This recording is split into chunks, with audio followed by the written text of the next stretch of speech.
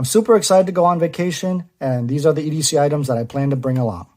First up is my pocket Bible from Crossway. This is my main EDC Bible that I use during the week. It's got the New Testament as well as the Psalm and Proverbs in the back. And it's great to be able to just throw this in my luggage and take it out when I want to read it. Next item I have is a little first aid kit.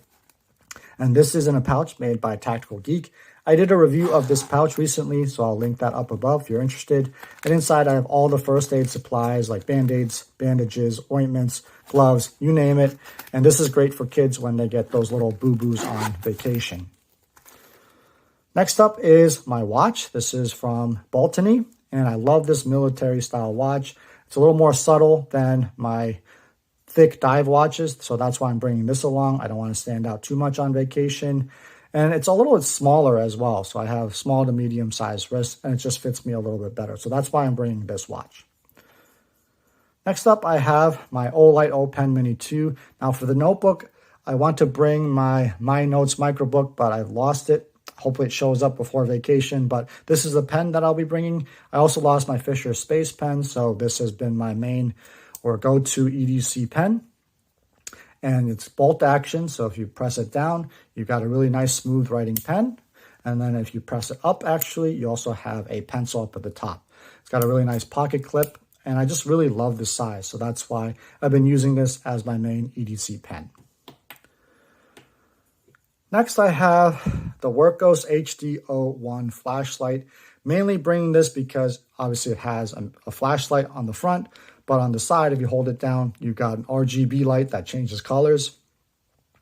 And also, if you click it 3 times, you have flashing lights as well. So that's great for emergencies since we're taking a road trip. If we do break down, we can use this to signal oncoming traffic.